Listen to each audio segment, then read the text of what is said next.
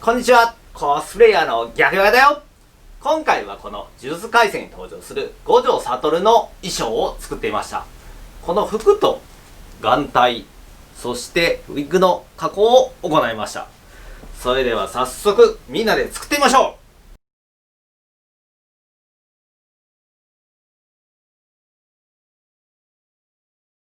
まずは型紙を作ります。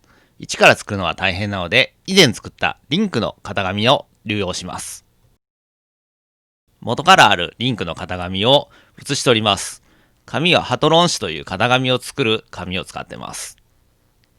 修正したいポイントを少し修正しながら型紙を書いていきます。一通り書き終わったら切り抜いてしまいます。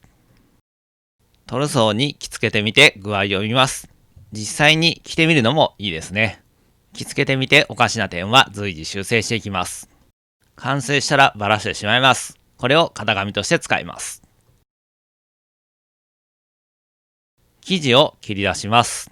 まずは生地を広げて、その上に型紙を乗せて待ち針で固定していきます。一通り固定し終わった後にハサミで切り抜いていきます。こういった生地は手芸店で売ってます。僕のように田舎に住んでる人はなかなか手芸店がなかったりするので、ネット販売を利用するといいと思います。今回はキャラ布というお店のを使ってます。店によっては生地のサンプル帳なんかも置いてるとこがありますので、そういうのも有効活用してみてください。ちなみにハサミは生地を裁断するためのハサミをきちんと用意した方がいいです。普段使っているようなハサミだと全然切れないと思いますので、きちんと用意しましょう。というわけで一通り切り抜き終わりました。縫い目をマーキングします。両面チャコペーパーを挟んでヘラでマーキングしていきます。こういった生地を加工するのに必要な道具はすべて手芸店で売ってますので、持ってない方は手芸店で買ってみてください。というわけでマーキングができました。こちらはチョークを使ってマーキングしています。チャコペンなんかでも OK です。僕はチョークが好きなのでチョークをよく使います。こちらもマーキングができました。逆ヨガ！呪術廻戦の動画は他にも色々あります。この動画の後にでもぜひ他の動画も見ていってくださいね。まずポケットを作ります。実際にポケットを作るのはめんどくさいので偽ポケットにします。まずポケットの口のところをジグザグ縫いしてほつれてこないように加工しておきます。こんな風に加工をしておきました。黒い部分ですね。そして真ん中に切れ目を入れてポケットにします。普段着る服ではないのでこういう簡単な見せかけでもいいと思います。というわけでパーツを縫い合わせていきましょう。まずは型を縫い合わせます。縫い目を頼りにして型に待ち針を打ちます。そしてミシンで縫っていきます。現状こんな感じになりました。次は袖を縫います。同じように袖をあてがってマーキングを頼りに待ち針を打っていきます。再びミシンで縫います。ミシンは基本直線かジグザグ縫いしか使わないですね。袖がついてこんな感じです。次は袖と脇を縫い上げます。同じように待ち針を打ってミシンで縫い上げていきます。だいぶ服らしい形になってきました。襟を縫います。これは加工する必要があるのでアイロンを使って二つ折りにしていきます。そして待ち針で留めてミシンで縫います。残った裾の部分を縫っていきます。2回折り返したいのでアイロンで熱していきます。ちなみに自分はこの洋裁の技術は本で学んだだけで、あとは中学校で授業で習ったっていうぐらいですね。誰でもやろうと思えばできますので、ぜひ服作ってみたいという方はチャレンジしてみてください。アイロンで曲げたらミシンで縫います。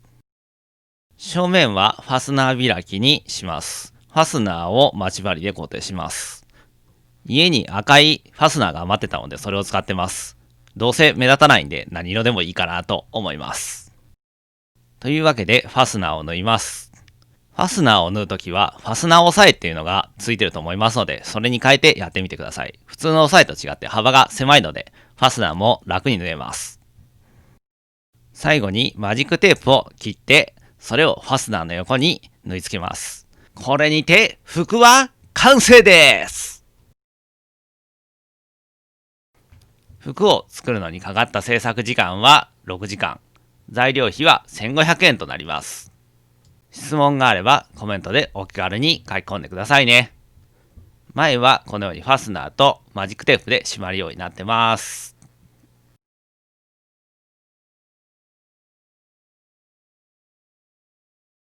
眼帯を作ります。COS ボードという材料を使います。COS ボードとはコスプレ造形向けのボード素材です。軽くて柔らかいですが、簡単には破れません。曲げても折れません。アニメショップ、東急ハンズ、手芸店、通販などで買えます。型紙を使って切り抜きます。動画の説明欄で型紙のリンクや COS ボードの販売店を詳しくまとめてます。というわけで切り抜き完了です。COS ボードはダイソーの EVA スポンジシートなどで代用できます。合皮を切り出します。合皮も手芸店で売ってます。COS ボードと合皮をボンド G17 で接着します。ボンド G17 はホームセンターや100均で売ってます。僕はホームセンターで簡易の商品を買って別の容器に移し替えて使ってます。貼り合わせるときにわざとシワを作ってそれらしく仕上げていました。表側を貼り終わったら次は裏側を貼ります。型紙を使って覗き窓の位置をマーキングします。マーキングに合わせて覗き窓を切り抜いてしまいます。網戸の網を切ります。グルーガンで接着します。グルーガンとは樹脂のスティックを熱で溶かして打ち出す道具です。ホームセンターや100均で売ってます。網戸の網はホームセンターで買ったものです。黒いのがあったので黒いやつを使ってます。手芸店で買ったマジックテープを切ります。それを両端にボンド G17 で貼り付けます。これにて眼帯は完成です。制作時間は1時間、材料費は500円です。覗き窓がついてますので、装着している時も外が見れて安心です。イベントでも気楽に使えますね。逆用が Twitter やサブチャンネルも見てね。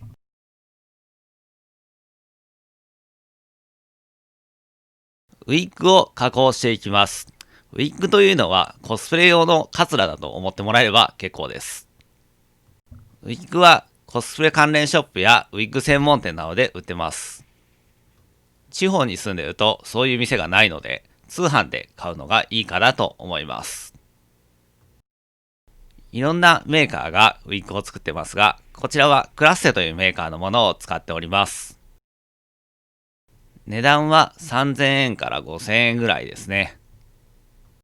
というわけで、ウィッグの加工なんですが、主に今回使っているものは、ヘアスプレーと、ヘアスプレーを乾かすためのドライヤー、そして、カミソリの刃がついた櫛みたいなものですね。それを使ってます。ヘアスプレーは至って普通のヘアスプレーです。薬局などで売ってあるやつですね。ケープのスーパーハードっていうのを使ってます。カミソリがついた櫛みたいなものは100均かどっかで買ったような覚えがあります。髪を削ぐ時なんですが、ハサミで切るとどうしてもパッツンになっちゃうんで、僕はカミソリで削ぐようにしています。